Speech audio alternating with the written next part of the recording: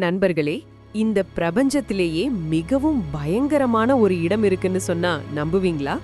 அந்த இடத்துல வெளிச்சம் கூட தப்பிக்க முடியாது. ஏன், டைம் எனப்படும் காலமே அந்த இடத்துல உறைஞ்சு போயிரும்.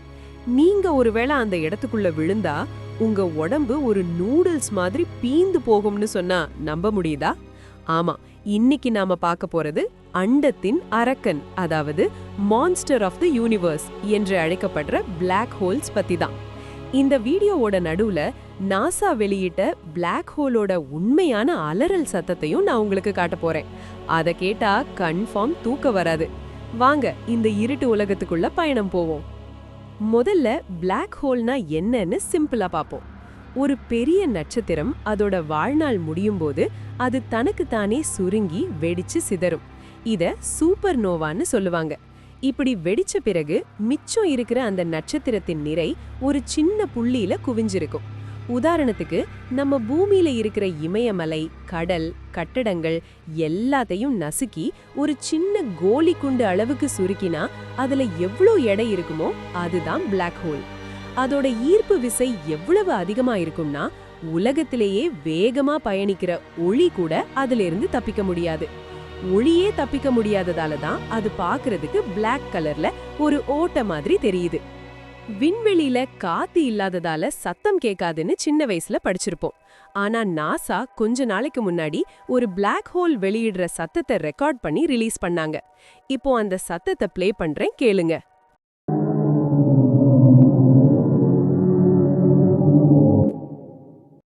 கேட்டிங்களா? அது ஏதோ ஒரு பேய் அலற மாதிரியும் ஒரு அமானுஷ்யமான குகைக்குள்ள காத்து வீசுற மாதிரியும் இருக்குல்ல. பிரபஞ்சத்தோட அந்த இருட்டு மூலையில யாரோ ஒருத்தர் மூச்சு விடுற மாதிரியான அந்த சத்தம் உண்மையிலேயே திகிலூட்டக்கூடியது. அங்க இன்னொரு கிரேசியான விஷயம் என்னன்னா, பிளாக் ஹோலுக்கு பக்கத்துல ஒளி, அதாவது லைட், நேரா பயணிக்காது, வளைஞ்சு வளைஞ்சு போகும். அதனால நீங்க பிளாக் ஹோல் உள்ள விழும்போது உங்க தலைக்கு முன்னாடி எதை பார்ப்பீங்க தெரியுமா? உங்க தலைக்கு பின்னாடி என்ன இருக்கோ அதை உங்க கண்ணு முன்னாடியே பார்ப்பீங்க. ஒளியே அந்த இடத்துல வளைஞ்சு சுத்தி வர்றதால ஒரு கண்ணாடி மாளிகைக்குள்ள, அதாவது ஹால் ஆஃப் மிரர்ஸ்குள்ள மாட்டின மாதிரி பிரபஞ்சமே வளைஞ்சு நெழிஞ்சு ஒரு பயங்கரமான காட்சியா தெரியும். சரி, உடல் தான் சிதைஞ்சு போகும், ஆனா அங்க நேரம் எப்படி இருக்கும்? ஐன்ஸ்டீனோட கோட்பாடு படி ஈர்ப்பு விசை எங்க அதிகமா இருக்கோ அங்க நேரம் ரொம்ப மெதுவா நகரும். இத கிராவிடேஷனல் டைம் டைலேஷன்னு சொல்லுவாங்க. உதாரணத்துக்கு, நீங்க பிளாக் ஹோல் பக்கத்துல ஒரு மணி நேரம் இருந்துட்டு பூமிக்கு திரும்பினா பூமியில பல வருடங்கள் கடந்திருக்கும். இன்டர்ஸ்டெல்லர் படத்துல வர்ற மாதிரி அங்க உங்களுக்கு வயசாகாது, ஆனா உங்க நண்பர்கள் தாத்தா பாட்டி ஆகியிருப்பாங்க.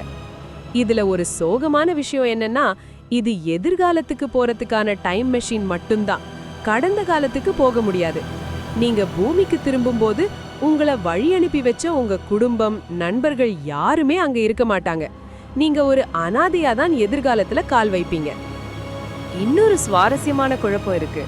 ஒருவேளை உங்க நண்பர் ராக்கெட்ல இருந்து நீங்க பிளாக் ஹோல் உள்ள போறத பாக்குறாருன்னு வச்சுப்போம்.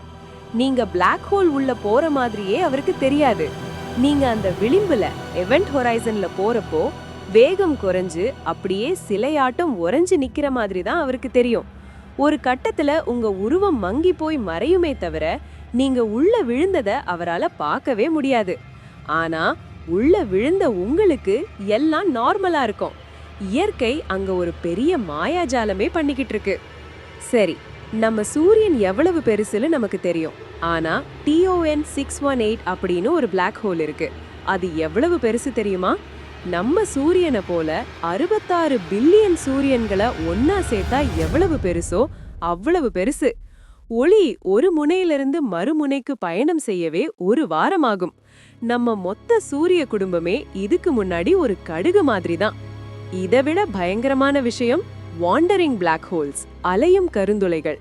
சில கருந்துளைகள் சத்தம் போடாம கண்ணுக்கு தெரியாம விண்வெளியில அலைஞ்சுக்கிட்டு இருக்கு. கும்மிருட்டு அறைக்குள்ள கருப்பு ட்ரெஸ் போட்டுட்டு நிக்கிற ஒரு கொலைக்காரன் மாதிரி. ஒருவேளை அப்படி ஒண்ணு நம்ம சூரிய குடும்பத்துக்குள்ள வந்தா நம்மள முழுங்கணும்னு கூட அவசியம் இல்ல. கிரகங்களை ஒன்னோட ஒண்ணு மோத வச்சு ஒரு காஸ்மிக் பில்லியார்ட்ஸ் விளையாட்டே நடத்தி காட்டிடும். பயப்பட வேண்டாம். பூமிக்கு பக்கத்துல இருக்கிற பிளாக் ஹோல் பேரு காயா BH1. இது நம்ம கிட்ட இருந்து சுமார் 1560 ஒளியாண்டுகள் தூரத்துல இருக்கு. சோ இப்போதைக்கு பூமிக்கு எந்த ஆபத்தும் இல்ல. கடைசியா பிளாக் ஹோல் உள்ள என்ன இருக்குன்னு சரியா யாருக்கும் தெரியாது. சில விஞ்ஞானிகள் இது வேறொரு பிரபஞ்சத்துக்கான வாசலா இருக்கலாம்னு சொல்றாங்க. உள்ளே போனா ஒயிட் ஹோல் வழியா வேற இடத்துக்கு போகலாம்னு நம்புறாங்க. அறிவியலோட எல்லை முடியிற இடத்துல தான் பிளாக் ஹோலோட மர்மம் ஆரம்பிக்குது. இந்த வீடியோ உங்களுக்கு பிடிச்சிருந்தா லைக் பண்ணுங்க. கேள்வி: ஒருவேளை உங்களுக்கு டைம் டிராவல் பண்ற வாய்ப்பு கிடைச்சா நீங்க எதிர்காலத்துக்கு போவீங்களா இல்ல கடந்த காலத்துக்கு போவீங்களா? மறக்காம காமெண்ட்ல சொல்லுங்க. இதே மாதிரி இன்னும் பல த்ரில்லிங் தகவல்களுக்கு நம்ம சேனலை சப்ஸ்கிரைப் பண்ணுங்க. பாய்.